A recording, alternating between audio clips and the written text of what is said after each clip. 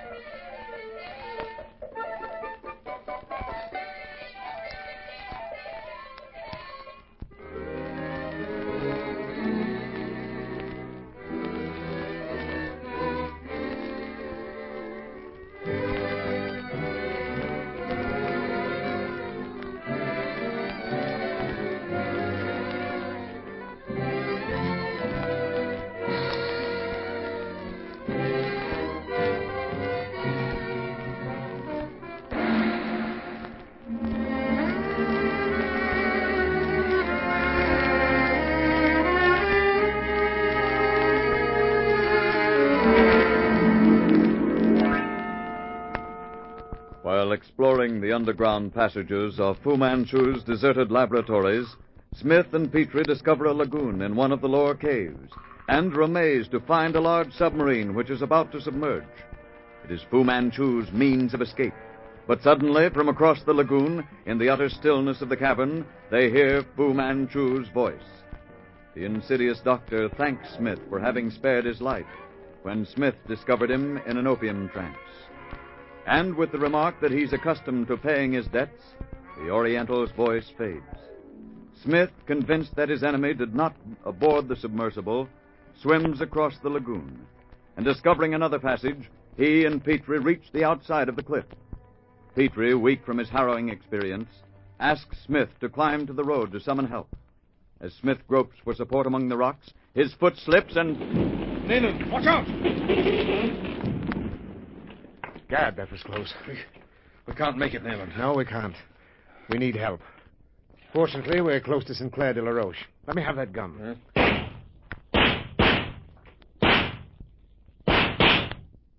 Perhaps Weymouth will hear the shots and investigate. I should think it would have been impossible for Fu Manchu to climb up here, Nayland. Well, there may be another way up. I can't help feeling that he used the same passage we did. Of course, it's possible he might have had someone helping him reach the road. Oh, that's Weymouth. Now we'll find out if anyone has been caught on the road. Is anybody down there? Get some rope, Weymouth. We're trapped on this ledge. Super! It's Smith and Petrie. Get a rope from the car. Yes, Inspector. Here, fetch a rope. Hurry, we'll go, Captain.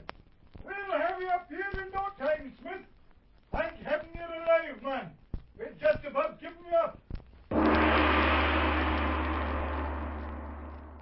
Your report, Weymouth. What did you find? Absolutely nothing, Smith. How about the cars traveling along this road? There were only two, and the occupants have been detained. Who are they? Harmless people, Smith. Oh. What's that noise, Weymouth? It's our men trying to break down the doors. Oh, that's useless. Those doors are solid steel. I don't think there's anyone still in there. Nayland, someone did close the section doors. I know. Oh, Weymouth. Yes, Smith? Get every man out of that building immediately. But why? I thought... Nayland, call of a decoy. That was a signal. Weymouth. Yes, Smith? Everybody out of the place? Yes, Smith. Did you hear that cry just then? Yes. Order everybody to get clear of the building. That cry may have meant any number of things, but I've an uncanny feeling that Call came from that side of the road. Yes, but it's useless to look. Those devils are as silent as cats and just about as quick. Get back, everybody! Clear the building! Come along, Petrie. We're dangerously close. Yes. Perhaps you're mistaken, Nayland. If he had intended to destroy the place, he wouldn't have smashed most of the apparatus. Yes, I suppose you're right. Perhaps I'm getting nervous. At any rate, there's nothing to be done here. We must get back to Monte Carlo. What are your orders, Smith? We're going back to the city, Weymouth. Leave a police guard here. You and Dubois will come along with us. Right. The car's over there. Come on, Petrie. There's no time to be lost. Good Lord, you were right, David. Yes. You see, I know him so well. And in the years I've spent trying to eliminate that fiend, I've learned that it's wise to heed any premonition I might have.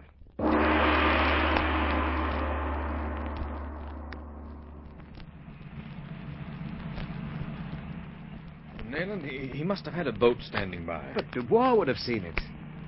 And yet he may have gone by sea down to Italy. A small boat could have done it. That's a possibility that mustn't be overlooked. Oh, by heavens. Huh? What, Nayland? There's one way, Petrie. Honan. You mean he's gone to Burma? It's the only clue we have. Remember, Florette told Sterling about that. Ah, Florette. The girl I saw speaking to Sterling in the laboratories. Nayland, who is that girl? The dead returned, Petrie. For one fleeting moment, I feared that Fu Manchu had captured Karame. The likeness was amazing. I know. You see, Florette is Karame's sister. What? Her sister? But she died when only 3 weeks old. Dr. Fu Manchu is patient, as only a great scientist can be. What do you mean? Listen to me, Petrie. You know Karame was once a member of the household of Dr. Fu Manchu. Yes, but You never found out to what purpose, though. You spoiled the plans he had by falling in love with Karame, and he's never forgiven you for it. Oh, but what has all this to do Wait. with the fact? He's always held you in high esteem. But the only reason you're alive today is your great medical knowledge. He values that. Oh, yes, Petrie. He's very thorough. He took into consideration that his experiment regarding Karame might not be successful. Therefore, her sister died when she was 3 weeks old. Oh, we've got to save the girl, Nayland. Karame will be wild with joy. I fear for Sterling. Florette's in love with him, and Fu Manchu is aware of it. Oh, but how do you know all this, Nayland? When Karame spoke about it to me, I had a horrible suspicion. Privately, I made a number of inquiries. And what I learned confirmed my suspicions. Did you see the girl in the laboratories? Yes. Last night, when I came face to face with Fu Manchu, I entered a room you could only describe as the Palace of the Sleeping Beauty. I got the greatest shock of my life. Seeing Florette asleep, I thought it was Karame. Even with her eyes closed, the likeness was uncanny.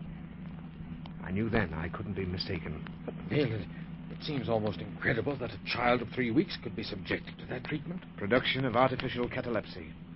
Fu Manchu is not only the greatest physician alive today, he's probably the greatest who ever lived. Ah, but why did he do it, Nayland? Petrie, Florette is an experiment.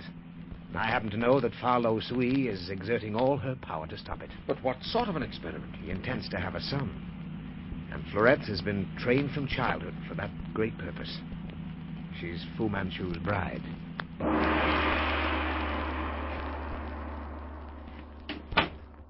Hello, Petrie. You wired the formula for 6:54 to London? Yes, Nayland. Good.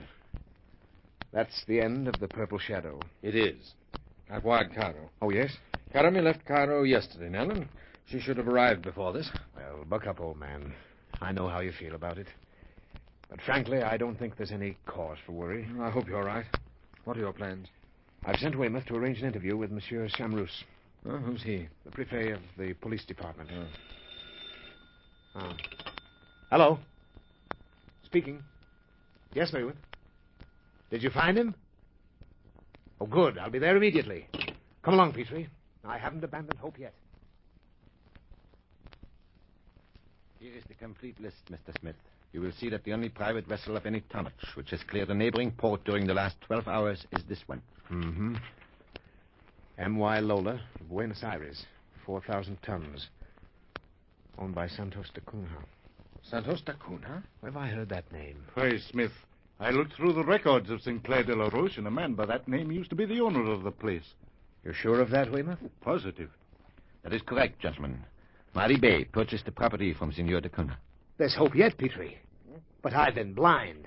How long has the Lola been lying in Monaco, Monsieur Chamrous? Nearly a week, I believe. And she left? Soon after dawn, Mr. Smith, as I see in this report. You see, Petrie, the Lola must be traced without delay.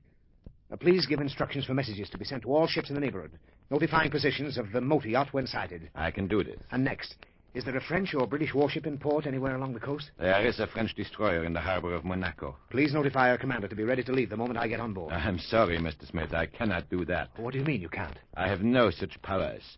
It is the province of the naval authorities. I doubt if even the admiral commanding the Mediterranean fleet could grant such a request. Well, perhaps you'll be good enough to put a call through to the Minister of Marine in Paris? Really, Mr. Smith? My authority from the British Foreign Department is such that any delay you may cause must react to your own discredit. The interests of France, as well as the whole world, are involved in this matter. Monsieur Chamrous, I am here in the interests of France. Must I go elsewhere, or will you do as I ask? Very well. Thank you. Put a call through to the Minister of Marine Affairs in Paris.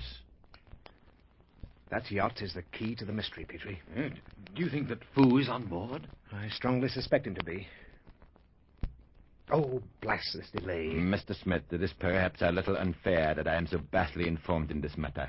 All the available police was rushed to St. Clair de la Roche. I am in the dark about this. Of course, Paris instructed me to place myself at your disposal, and I have done so in spite of the fact that I consider the reputation of Mardi Bey above reproach. There's no such person as Mardi Bey. The man who's been hiding behind that name is Dr. Fu Manchu. Dr. Fu Manchu? No doubt you've heard of his reputation. Such issues are at stake, and my own blunders have upset me so that perhaps I've failed in the proper courtesies. If so, forgive me. But try to believe that I have every reason for what I do. I accept your assurance, Mr. Smith. Yes? Very well. Here you are. Thank you. Hello. This is Nayland Smith speaking. Yes, Your Excellency. Nayland Smith.